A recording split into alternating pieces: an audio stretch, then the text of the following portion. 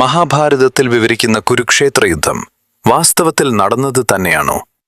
യുദ്ധം നടന്ന ഹരിയാനയിലെ കുരുക്ഷേത്രയിൽ ആർക്കിയോളജിക്കൽ സർവേ ഓഫ് ഇന്ത്യ നടത്തിയ പുരാവസ്തു ഖനനങ്ങൾ വളരെ നിർണായകമായ കണ്ടെത്തലുകളാണ് നൽകുന്നത്.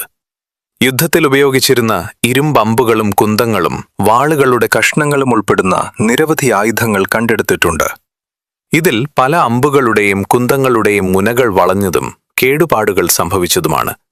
ഇതിൽ നിന്നും ഇവ കേവലം ചടങ്ങുകൾക്ക് ഉപയോഗിച്ചതല്ലെന്നും ശക്തമായ ഏതൊക്കെയോ യുദ്ധങ്ങളിൽ ഉപയോഗിക്കപ്പെട്ടതാണെന്നും വ്യക്തമാണ്.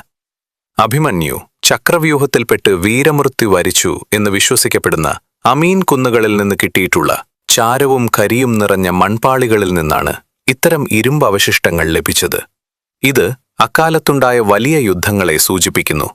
കൂടാതെ പുരാതനമായ ഇരുമ്പ് ചൂളകളും ഉരുകിയ ഇരുമ്പ് അവശിഷ്ടങ്ങളും കണ്ടെത്തിയിട്ടുണ്ട്. ഇത് ആ കാലഘട്ടത്തിൽ വൻതോതിൽ ഇരുമ്പായുധങ്ങൾ നിർമ്മിച്ചിരുന്നു എന്നതിന് തെളിവാണ്. ശാസ്ത്രീയമായ കാർബൺ ഡേറ്റിംഗ് പ്രകാരം ഈ അവശിഷ്ടങ്ങൾ കുരുക്ഷേത്ര യുദ്ധത്തിൻ്റേതെന്ന് കണക്കാക്കപ്പെടുന്ന അതേ കാലഘട്ടത്തിലേതാണെന്ന് തെളിഞ്ഞിട്ടുണ്ട്.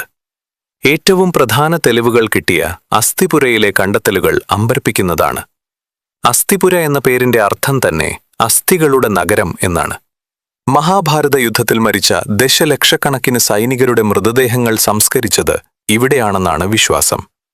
ഈ പ്രദേശത്തു നടത്തിയ പരിശോധനകളിൽ വലിയ അളവിൽ ആയുധങ്ങളുടെ അവശിഷ്ടങ്ങളും കരിഞ്ഞ നിലയിലുള്ള വസ്തുക്കളും കണ്ടെത്തിയിട്ടുണ്ട്. കൂടാതെ സരസ്വതി നദിയുടെ തെക്കുഭാഗത്തായാണ് കുരുക്ഷേത്ര സ്ഥിതി ചെയ്യുന്നത് എന്ന മഹാഭാരതത്തിലെ വിവരണങ്ങളുമായി കൃത്യമായി ഒത്തുപോകുന്നതാണ് ഇവിടത്തെ ഭൂമിശാസ്ത്രപരമായ തെളിവുകളും. ചുരുക്കത്തിൽ മഹാഭാരതത്തിൽ പറയുന്നതുപോലെ ഒരു വലിയ യുദ്ധം ഇവിടെ നടന്നിരിക്കാനുള്ള സാധ്യതകളെ ഈ കണ്ടെത്തലുകൾ ശക്തമായി പിന്തുണയ്ക്കുന്നു. ആത്മീയമായ ഇത്തരം അറിവുകൾ തുടർന്നും ലഭ്യമാകുവാൻ ഈ ചാനൽ സബ്സ്ക്രൈബ് ചെയ്യൂ. ഓം നമോ ഭഗവതേ വാസുദേവായ.